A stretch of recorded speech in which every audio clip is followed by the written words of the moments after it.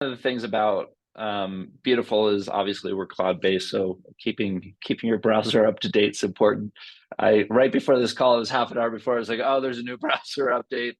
It'll perform better for the meeting, and that's why I just switched on you. But Google Chrome tends to be the best performing browser as well. So Safari runs well, but in terms of the way we develop, most of it is the best on Google. So I'm going to share Does, my screen with. does Chromium, when you say Chrome, do you include Chromium? So Arc would be an example of that, or do you mean specifically just Google Chrome? Google Chrome is the best, but we're like some of the other, if you're in Chromium, if you're in Safari, they're just a little bit more buggy. We see just more bugs where we get those reported, or you'll have a little bit more latency. So we're trying to always keep up with that, but the highest used browser for a product tends to be Chrome. All right, so you're familiar with the product. I've got we're in my demo account right now. I think as an individual user, there's sort of two contexts for Beautiful. There's the individual user, which is the actual, I'm building a presentation, I've got an experience that I want to complete. And as you've probably seen, and maybe the question for you is like, if you think about like when you've used Beautiful, like what is attractive to you, like what is the utilization. The origin of our business was really around this idea of design automation for the purpose of speed and efficiency, right? Which is get rid of all the noise of moving widgets and fixing things and focus on the content and the story. So a lot of what we've built in the product tends to lean towards that. So if it's templates, or if it's the smart template itself in terms of how things are orientated on the page, the real idea is that, or the technology behind it is that like we look at the data on the page, so it knows when there's 4 boxes with sub boxes, so that when you add a 5th box, it reorientates the page. And then it's the same thing with color palettes and design tools, is that you want everything to change simultaneously. You don't want to have to work very hard at it. And that's really the concept of taking hundreds of thousands of micro decisions and boiling them down to hundreds that are critical for your, for the task at hand. So we really focus on this idea of speed to impact, which is about making sure that the product itself does the work for you. It makes it fast, it makes it efficient, frictionless in terms of like getting your job done. But there's the other side of it, which is for companies. There's another level, which is sort of this idea of like, how do you work with a team, and how do you ensure that you're keeping company guidelines and messaging and branding and content, and you sort of can have a control center at the back end to make sure that you as the individual user have guardrails and you keep everything under control and in context. So you can see on my screen here, there's a couple different templates. So this, inside of our demo account, Live Golf is a fun and a fantastic client of ours.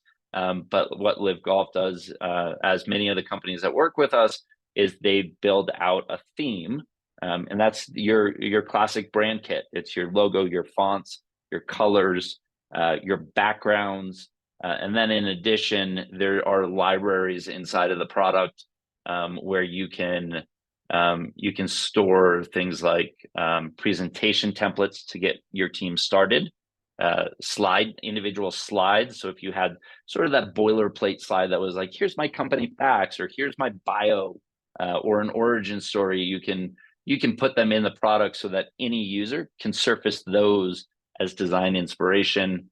And it's the same thing. So you can put company assets, and you can control the whole environment, so that when you allow, in your situation, if you had 10 students, you're like, no, I don't want you to be distracted. Let me put the branding, the assets, the templates, and that way you start at 75% of the process versus 0.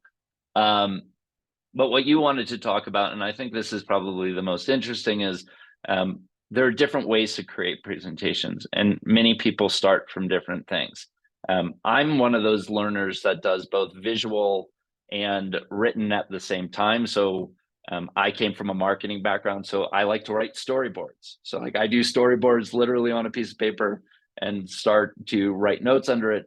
I also do that in my head. So I sort of do simultaneous. Some people start with writing, and then some people need visual inspiration to get started. But I think one of the interesting things that generative AI in our product has sort of advanced is this idea of how do you get to a visual starting point, or how do you translate what you asked me about, which is how do you take context and then create a visual. So I'm going to use an article that I've been writing. It's just a blog post that's about boomer bust of generative AI. And as you can see, this was one that I was doing with my marketing team. It's not that long of an article. It's 2 pages. There's some reference to some brands in here. There's a couple stats and quotes. But what we've done inside Beautiful is we've allowed you to take, so I'm going into the designer bot. You'll see this purple thing here. I'm sure you've used it, but for the sake of doing this, you can go in here and you can start from a prompt, right? So the other day I was on with an investor, and they wanted to, like, I think the subject they pick, and you can pick anything. They were talking about they had just bought a home and they were trying to design it, and we typed in the words design principles for modern contemporary modern homes, and it gave us an entire presentation. But when you use a prompt, you're asking the AI to tell you what you should know, right? So it's really a generation of everything the AI knows, and it doesn't take any of your context into the answer. So what we've done is we've built this thing called contextual AI. And there's a couple different things you could do. You could take a web page, you could upload a file if it's a PDF, or some other asset. But what I'm going to do for the purposes of this demo is just take text. So I wrote this article. Just going to do a command copy. I'll flip back over here. I'm going to paste it here. So I just literally paste the text from the article, and I'm going to hit generate presentation. What's the limit of text it can take approximately? I don't know the actual number. It's sort of like a 10-page minimum type of thing. 10-page maximum, you mean? Yeah, sorry, maximum. I've taken like long financial statements and asked it to analyze it and tell me what was wrong with it. I took our SOC 2, which is a security compliance report, and said, is anything missing? And it'll do that type of work. But what it'll do, and it's regulated by us. So in theory, we could open that up, but the cost of producing the outcome is not insignificant in the sense of what it costs us to use the technology itself. Sure. So this created, here we go. I'll open this up to a different view so you can get sort of the full view. So this it used my text and created 9 slides. What you'll see is it created a story. It mapped my paragraphs in order, and then translated them into how do I articulate that into a slide. So using, this is sort of a common way to communicate, which is sort of power of threes, 3 structures on a page. As you know, the wonderful thing about Beautiful is if you said, rapid adoption is not what I want on this page, you could delete it. Or if you said, actually I want to add multiple items, this is where the design AI has that impact, where this smart slide, which is actually called icons with text that you can see up here, knows that we're trying to create a slide with that structure. So it will, as you add more items, it'll just continue to reorientate the page to allow for that data to flow in. In this example, it gave us a timeline. I'm assuming that's a quote from the text. I'd have to read it a little bit more deeply. It picked a couple of the companies that I picked, but basically, as you can see, it sort of restructured my data into a starting point. So when we think about uh,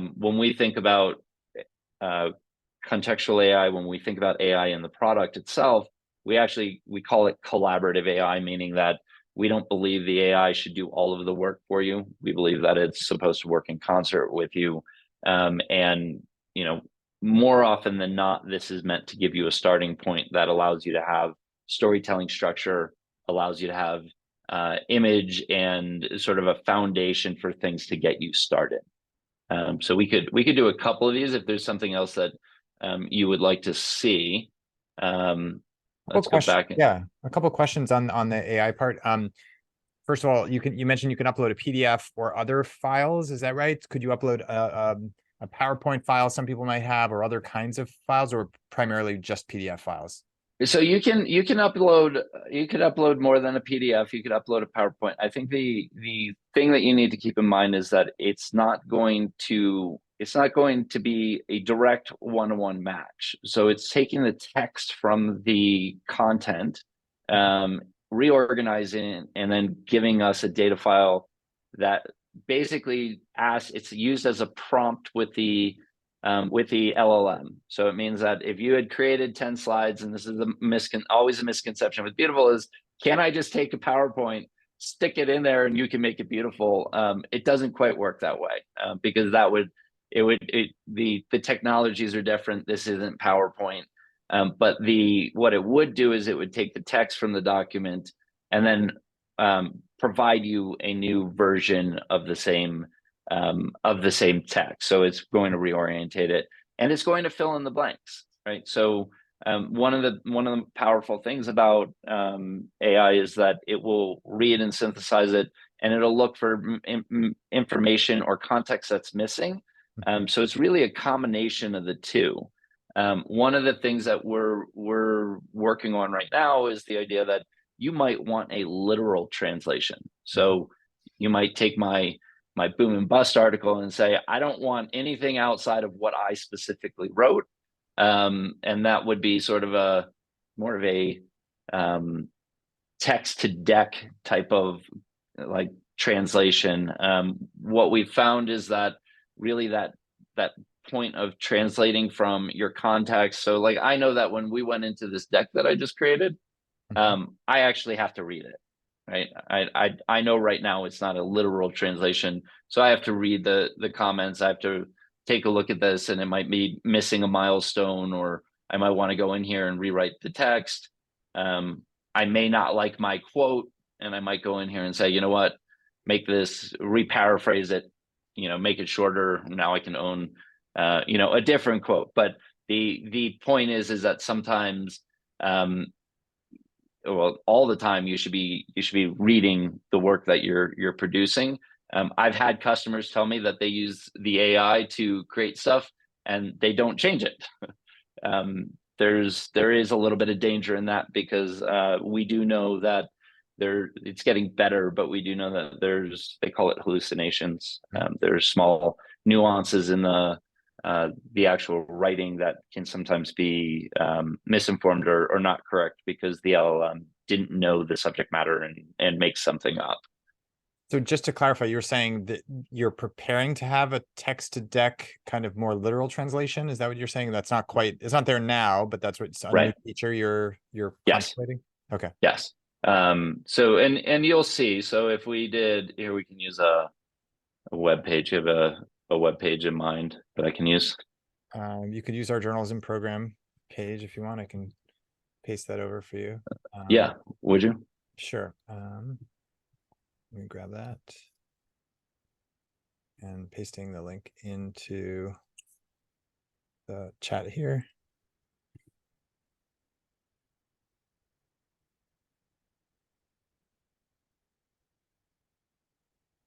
Another question is whether you can use the AI functionality to, for example, find you an image. So, you want a slide about something, find me an image that's on that topic, or another.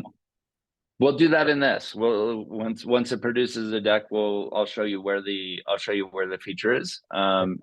So what we've found inside of Beautiful, and if you've used the product, you'll see we've licensed content. So There's hundreds of thousands of images, and we curate that to ensure that it's of a higher quality and that it's a little bit more controlled. Because if you think about search, if you search content, you can get a wide spectrum of things that really shouldn't be in, things that could be in, and all kinds of different articulations. So we've done sort of curated libraries that are licensed. So if you're a company or if you're producing something that's going to be repeated or you're going to put it out online, those are things that you want to make sure that aren't copyrighted or are an issue. The design AI, we also have we actually use DALL-E, which is OpenAI's API for it. We're constantly experimenting with others, but we've found that that was the easiest to build features around. In fact, we can do it right here. So you and I will have to take a minute and take a look at this deck and see if it lined up for us. But let's go in here and I'll show you how easy. Let's just go like this. And if you go into the image and you replace image, so here, these stock images are where all the libraries are. Stock videos do the same. You can actually search the web, and there's a little bit of filtering that we do on top of that. Icons, logos, however you want to change an image. If you're a company, you might have all of your team assets in here. So you'd have all of your approved company images in there. But if we go into here and we go designer bot, I'm sorry, this was from an old one I was doing of mice and men, just to show my son how easy this was to use to create content. Not that he was using it for his book reports, but it was a demonstration. So here, let's do modern furniture living room. This is from the client I was talking to the other day, was something similar to this. Let's do it in pop art. So in terms of prompting, there's all kinds of different things you can do. I could actually do styles over here, or I can just add context in the prompt box. If you use things like styles, or you use like like I'm using pop art, it helps to ensure the quality or the input, because what it will do is it'll get rid of some of the things that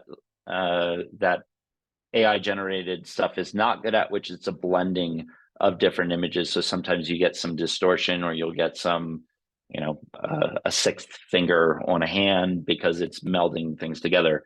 But what you can see here is this is an original. It's a high quality, pretty cool looking living room. But that's how easy it is to create something just using the design AI. And then let's just do this for context. So if I go into an image library and I say modern furniture living room, so this is going to take me through like what's in the library that's licensed. So like if you were looking for something that was, so you can see there's a high quality level of the actual images, but And these are I can't manipulate these. This is from Getty. This is from Unsplash. This is Yep. So this is from Unsplash. Unsplash tends to do like have some great. You can see that these are hovering here. So part of the licensing agreement is that we need to reference the artist and the source. Do you give do you give that credit in when you're selecting and pasting it? Do you automatically include that in the? I don't remember whether that shows up or not. It does not. It does not show up in here. So this is sort of like the translation to the finished product, but it's meant to give recognition to the artist as you as a user making the choice to use their content. Yeah, it might be nice to include the credit just automatically. It saves the user from having to find that info, copy and paste it, etc. Like just as a time savings. And then here so we can just take a look at what it pulled from the website. I'll just go through these sort of slow. You can tell me if you see anything that jumps out that you're like, no, that's completely wrong. Not quite right in terms of the timing of the timeline, but it's in the in the general ballpark. Yeah. Right.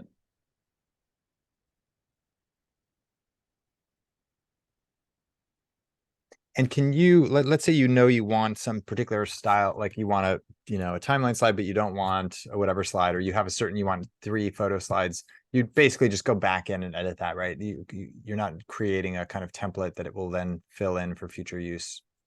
Well, so there's two ways to do that, right? Which is if let's say you take this content, and tell me if I'm not getting your question right. If you take this content and you say, okay, for future use, I'm going to go in here and I'm going to build out 5 more slides, and I'm going to create the structure in a presentation format that's a translation of the website. So let's just, oh, there you are right there, Jeremy. Let's just say that this is close but not good enough. You do a little bit of editing, and then you've got options in terms of you can save this as a template for reuse. So you could always start from it. So then when you go in and you say, I want to start a presentation, it would be here. So it would be in this present. So you'd have a starting point. I tend to do the same thing if I have a board deck. I've got a board deck format, and I've got it in here, or I'll save the last board deck in here so that I know that I can just go in and edit it. But let's go I back guess I into mean more in terms of like chances are slim that it's going to pick the exact 9 slides you want, right? Like correct. you might have 3 other slides in mind. And so I'm just curious whether there's a reserve of other slides that you could pull from. Like that seems to me that would be quite handy if it sort of, created 15 and you pick the 9 that are most relevant for you, that kind of thing. Oh, Or I see. So sort of having some optionality in terms of yeah, like what is yeah, the output. yeah. Because what are the Um, chances? What are the chances it's going to get 100% exactly the 9 slides you want? Yeah, well, I think you'll see in our next version some of that flexibility. So, Beautiful has 3 million registered users as to make sure we meet sort of the like experience for them. And the challenge is, so on the back end, I can see that, right? I can see I could actually filter it, and I could give more instructions to the AI before it produces the 9 slides. Mhm. So we could make it 20 slides, we could make it 5 slides, we could say use a timeline, so we could actually orientate the content and match it. And we, in our development platform, you'd be able to see some of this where we're experimenting with that. The challenge is the output, right? So if you've got 3 million people and they want to use AI, the variations can be endless. Some people really like the 9 slides is good enough. 80% of the work is perfect, versus the perfectionist who wants, even on this page, they want to nuance everything. And they want to change, they don't like the colors of the page, or they want to change the backgrounds or whatever. Mhm. Um, it's there. So we're going to release more features within the AI that'll allow you some of that manipulation. There are other things you could do. So like you can go in here and you can add a slide. So you may actually have that slide in another deck where you'd Mhm. say, let me go browse my other decks. Mhm. You could import that slide. You can use it from your slide templates, but I could also do something like this. Kaplan. So we'll see how well it knew you when it did the from the website. But if you use a prompt to get Jason Lapp at Beautiful, my history is mostly at WPP and in the marketing world, so it doesn't do a wonderful job. Mhm. Nope. It That is not you, but No. The you bio know might be no, the bio is wrong actually. Yeah. So I could do a better prompt in terms of making it more detailed. Yeah. However, the idea here is not necessarily the accuracy of the information. The idea is, okay, I need a slide that's a bio. This deck was missing it. Right. I'll show you one that I know has um, you know high success rates. Um, the man in the news over the weekend, Sam Altman. Um, if the LLM is structured in a way that it has its strength is popularized information in terms of its sourcing, It's very good at doing this. Yeah. Um, so, And the term you but that typed in, just for people watching, the term you typed in was what? Sam Altman, what? I just wrote bio of Sam Altman. Got it. Okay. And but the context is the same, right? So if you said something like this, Timeline about pie why. chart of top media companies, right? So if you want to give context to the structure and you want to say a pie chart, you want a timeline, don't get too creative because the prompt will lose its context, but it gives you the starting point, right? So And it's noting, it looks like it's noting the source as well, right? Or is it not? typically it will. Hmm. Again, I'd go fact check this myself, Yeah. but this is from the context standpoint. There's all kinds of really interesting things that you can prompt it to do on an individual basis for the slide.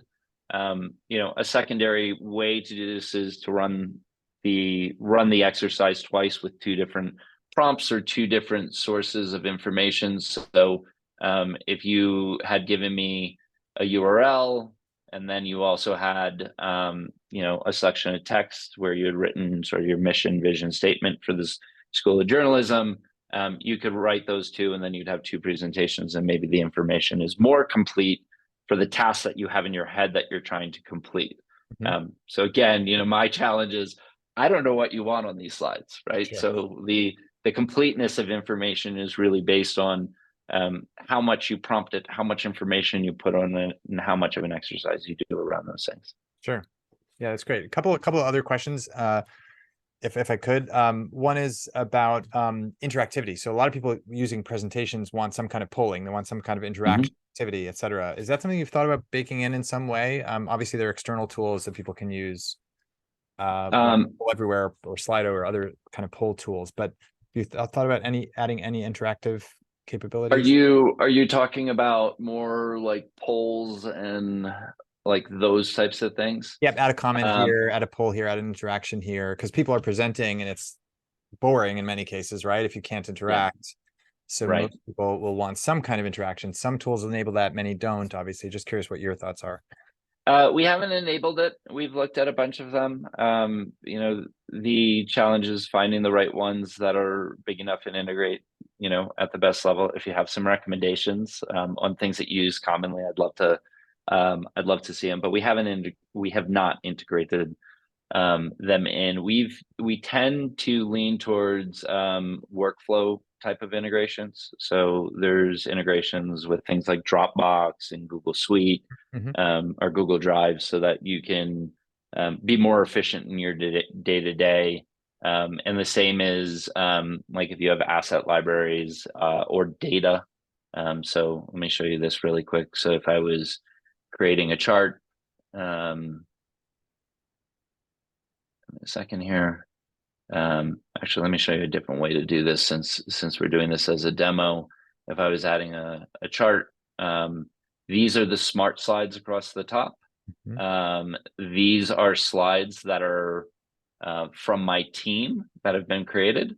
Mhm. These are inspiration slides. So we do sort of constantly building content so that you have a starting point and then you could pick one and then manipulate it. Mhm. So I'll just pick this one in the corner. So I can manipulate everything on this page, but it gives me that version. And then if I went in here and I said edit chart, you can import data. Mhm. So you can bring it from a different platform, or Mhm. you can link it, right? So like a Google Sheet will link to an external asset and it'll stay up to date because it's in the cloud. Nice. So if you're more on the accounting side or you like to do things in tables, it'll allow you to do that. But those are the types of things that we've spent most of our time focused on Mhm. doing integrations, not interactions in the actual content for how you present. Mhm. Mhm. And what about in terms of people recording slides? A lot of people are delivering presentations Yep. remotely, et cetera. And you've had a couple of different features for that, right? To allow people to record. Anything new in that front or anything you're thinking about with that? So yeah, so so there are features inside of the product. So you can do an audio recording, and I can either import the audio file and do it professionally outside, or I could just simply record over the slide here. So in context of why you would use that, if I'm sending you, Jeremy, a deck to check out my product, I want to be able to do, I don't necessarily, I want you to be able to see it all at once. You can also do it from a video perspective. So you can just, this is sort of a nice overlay, where it will, it'll record the session or over like the overview of the slide. I could do that across the entire deck. So it's similar in context to other recording tools like a Loom or something where it allows me to just be able to give you content and context at the same time. Anything else that's coming up, or any other features that you think are new and interesting that people should be aware of or should look out for? I think that the context, so one of the things that I see most people do when they start using Beautiful is they find 4 or 5 smart slides. So actually, let's go back in here really quick. And so if you're adding a new slide or you're starting from a blank deck, people tend to find the smart slides that they like. So, there's libraries of these, and as I showed you a minute ago, there's examples of each one underneath. The thing that we see people doing a lot of is they get fixed on 5 slides. They're like, I like the image with the bullet points, I like the headline separators, but the less you experiment, the more limiting the output is going to look like. So even in the examples that I showed you of the AI generated ones, there was only 6 different templates in there. But those are the things that, like, if you want to like spice up your deck and you want it to be more visual, like my suggestion would be you spend a little bit of time going through here, and looking at the different options. So like this is one that I see that people, it's a little bit newer, that people use, which is you can bring in a web page. Yeah, which is great. Yeah. So I could take your web page, but then when you're in presentation mode, I can actually scroll the page. Yeah. Right? So it gives context. The other big one, you can't put that full screen though, right? Like or can you? I guess you can get rid of the heading. Yeah. Well, yeah, exactly. I can. You don't usually typically might not need a heading because the site itself has its own heading. Right. So let me get rid of the heading. No, I want to get rid of the footer. So you can, oh, there it is. Yeah. Yeah. No, that's a great feature because a lot of times you are presenting stuff from the web along with a typical slide, and it's hard to do that in Keynote, PowerPoint, other tools. It's not necessarily, or Google Slides for that matter. Yeah. And in theory, this would be the ability for, oops, sorry. This would be the ability for you to run a poll or something interactive. Yes. If you curate the experience. Yeah. I mean, the other big thing from a smart slide standpoint, I don't know that it would be used as much in, here we go, is the sharing and collaboration side of this. So obviously we've got sort of the foundational stuff over here on the right where you can comment if you're working with somebody. You can add people to your content. Did that just go away? There it is. But sharing is interesting to me from a standpoint of, so I can take a link and I can give you the link. And on your end, you'll be able to view that, and then I'll be able to see what you viewed. And this is sort of the full cycle of why is, like, the life cycle of a presentation is not done when you finish writing it. It's actually from there, it has an entire life after, whether you reuse it, whether you use it to manage conversation or a meeting. And then in here, you'd be able to easily go in and take a look at, there's, what you looked at. So if I had sent this, if I had presented to a meeting, it's in the back of the presentation. There's a link that people can take. They can download the decks, but if people are viewing it, what it would allow you to do is see what they viewed, how, and specifically what part of the content they viewed and how interesting it was to them. So I use that quite often. Every time before I go to a meeting, I send a link, and then I see, did you get through any of it? Much less where did you emphasize your time, so that I know how to interact with you when I present. Great. Yeah, that's useful to have metrics. You can see the responsiveness.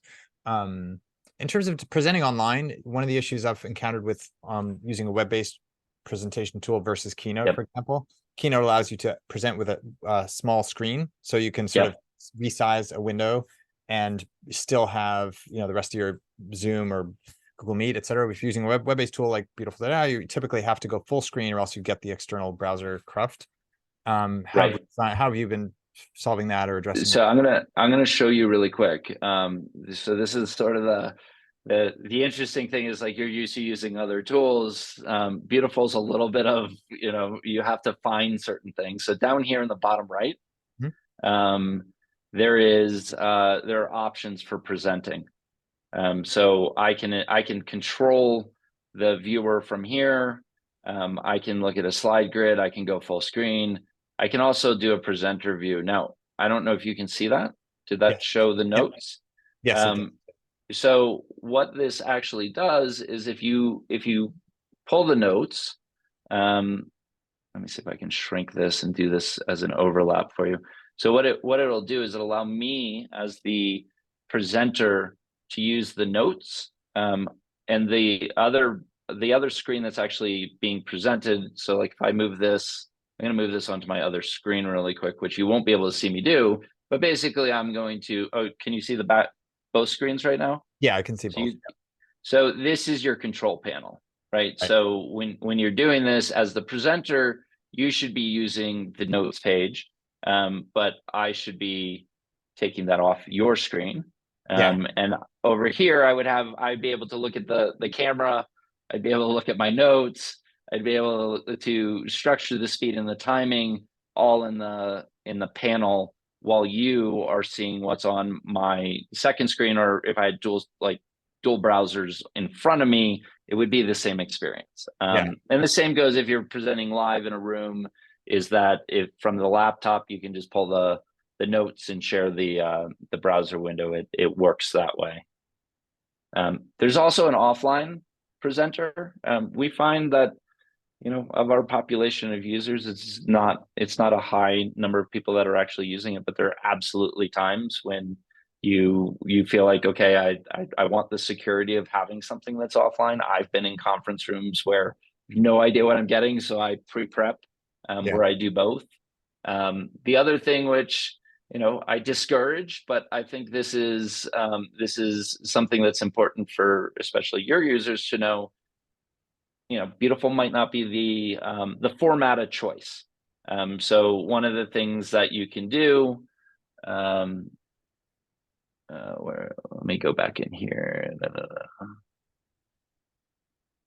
Export into So PDF or yeah, various formats. yeah. So I can export the individual slide, or this is where you would export to my offline player, Mhm. but PDF, Google Slides, PowerPoint. The translation to static image is better, versus an editable PowerPoint, because some of the texture on a page can move if you have a different template on the PowerPoint side. But this would allow me to get a hard copy or something that I could then use, if somebody wanted it in a different format. Yeah. That's Um, great. That's great. Great. This is a great overview. Yeah, it's a tool that always seems to result in, at least in my experience, in stuff that looks good and it's easy to edit. So those are the two most important things, I think, for people in many cases. And the smart slides are really helpful, I think, as a starting point, to be able to look at a particular slide type. That's always been useful for me. I know I want a pie chart. I know I want a word cloud. I know I want an image, and that I think is a really useful way to simplify and streamline the process of creating a deck. So I think a lot of people will benefit from that. And Yeah, and I think the speed, I think those are the primary things that we want you to have as a user experience. I think what you will recognize as you use the product more and more is your efficiency levels start to rise, and you know the we always had sort of said in the beginning is like we want people to create things 10 times faster and 10 times better. The faster tends to be the thing that people want, which is I don't want to spend 5 hours on my board presentation or communicating this. I want to do it in half that time so that I can think about the actual art of presentation or the things that surround it. And we know that that's the number one thing that our users are coming back with, which is I've done this once or twice and I can now not go backwards to old formats, but I also am getting my job done faster. yeah, I think that for me, the one thing that still stands out as a missing piece for this tool and frankly, Mm, many of the other online presentation tools is that interactivity. yeah, So too many of us have just sat passively and watched people present, and the best presenters do engage you yeah, with stories and images, and they keep your attention. But what we really want ultimately is engagement and interaction. And so absolutely. it really should, to me, that should be built into any presentation tool, ways of just getting simple reaction, simple polling, simple engagement in that way, in a live way. And especially if you're presenting online, there's just a natural opportunity for that. Yeah, So that seems to be a natural fit, which I'd love to see in this tool and in others, so that people are less bored and more engaged, yeah. and the presenter just gets more live, live feedback, and it's it's helpful for everyone involved. And we agree. I mean, we think that's critical and important because communication is really the art at the end of the day. People use presentations to deliver information on one side, and then they use it to actually present. And the design constraints that we put into the product were meant to make sure that you don't write paragraphs and then present in front of an audience where they can't read or they're not listening to you. So there's some like not necessarily obvious things we've done in terms of like how do we structure information. So we have animations and videos and things that allow the content to be more rich. But I'll take your suggestion and we'll see what we can do for you. Great. Yeah. And again, I'd be happy to share specific suggestions or thoughts. I use Slido a lot. I'm a fan of that particular tool, because it's very easy, and the look of the word clouds and the polls is nice, and it plays well with other tools. But there are obviously many other polling tools or interaction tools which probably could integrate. I imagine, like Poll Yeah. Everywhere, for example. Yeah,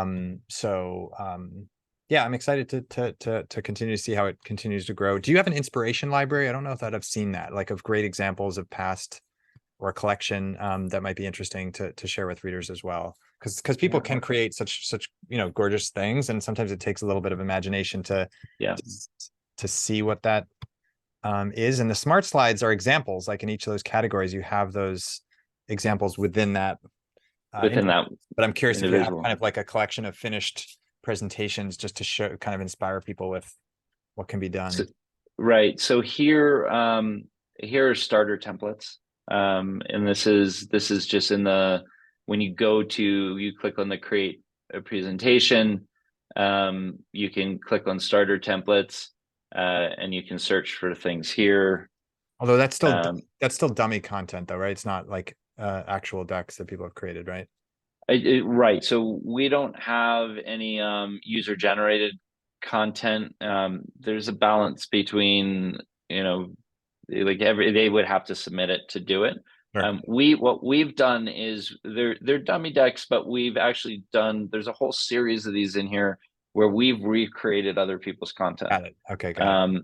So like this Spotify brand rebrand presentations, there are a lot of pitch decks in here. Great. So So like it gives you a feeling for the style of these different and things. how to tell a story too, because I Yeah. think there are some really great classic stuff. We're working on some user generated content and some other things from professional presentation writers and communicators that could add value to these libraries. But all of these aren't just they're designed from us. We basically go and rebuild, or we do it with thought of like how would you communicate something. versus so like they're meant to give structure and Yeah. ideas at the same time. And you can look at these. Let's just pick one just so you could see it. Here's a YouTube pitch deck. Yeah, I think the SlideShare model, like SlideShare way back in the day, was like a play, like a Oh yeah, YouTube for slides, where you could see, oh wow, that's a good, presentation. That's interesting.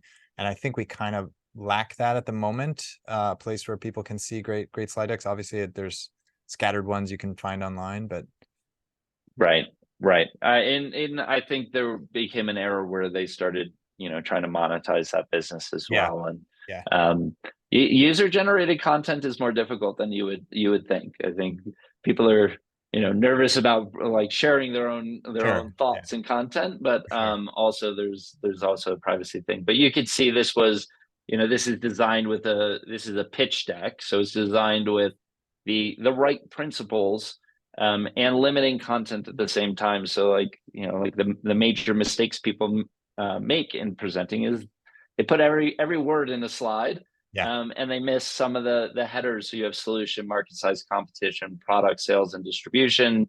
Like who's the team behind the product? That's really sort of the essence of like when you do the design.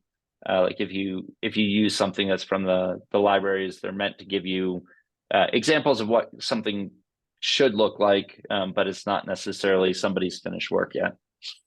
yeah. That makes sense. So when I think of this category, I think of PowerPoint, a Keynote, and then Google Slides, Pitch.com, Canva. And are those five of the primary kind of alternative players or competitors that you see, or are there others that you really look at as Yeah, important as players? a business, it's a wide spectrum. So the thing that we really focus on is like we like to call some of our customers B2B narrative owners, and really behind that, what that means is, this is meant to lean a little bit more business. It's not a design tool. So if you think about a Canva, if you think about even what PowerPoint's or origin was really this idea of like ultimate flexibility of you can design from scratch. We took our entire ethos is taking that off the table, giving you elements because it's not that you're not a designer. You know what you like, you know what looks good. We just want to make the tool easier to use and not meant to give you unlimited flexibility in those areas. So when I think about how things differentiate, a Canva is really used more broadly across the board, and it can also give you different applications from a marketing perspective. We really focused on communications and thinking about presentations. You'll likely see some other variations of sort of media focus from us in the future, but really this is our like the center of ours. And Canva does everything from design to art to flyers to presentations. PowerPoint and slides are sort of um, the two that people are most familiar with. And the reason we started Beautiful is that we think that the experience inside of those products is difficult, and to get something that's got high quality, good output is a hard road and requires a lot of experience. And we see people hitting that wall quite often, and it's very easy for them to transition to something that's just easier to use, that gives you a better outcome. But that said, those tend to be the people we get compared to the most. There are a handful of new people who have focused their products strictly on generative AI. And the difference between them is that the experience I just showed you allows you to build and edit. Often, where the limitations of those others currently are is that you're asking an LLM to tell you things you don't know. It's creating content, and then you've got very limited experience on like how do you then communicate with that content or edit that content. And my vision of what they're trying to do is very different from us, which is they're trying to reinvent how you source information and make it visual. We're trying to give you the tools to be able to do them, side by side. That's great. Thanks. That's a great note to end on. Thanks, Jason, for the time. I appreciate it. And And it's great to see the tool continue to progress. Awesome. Well, I appreciate you taking the time to look at it, and hopefully we can get more of your audience and school up and running on it. Sounds good. Sounds good. Thanks a lot. Have a good holiday. Yeah, you as well. Thanks, Jeremy. Bye. Bye.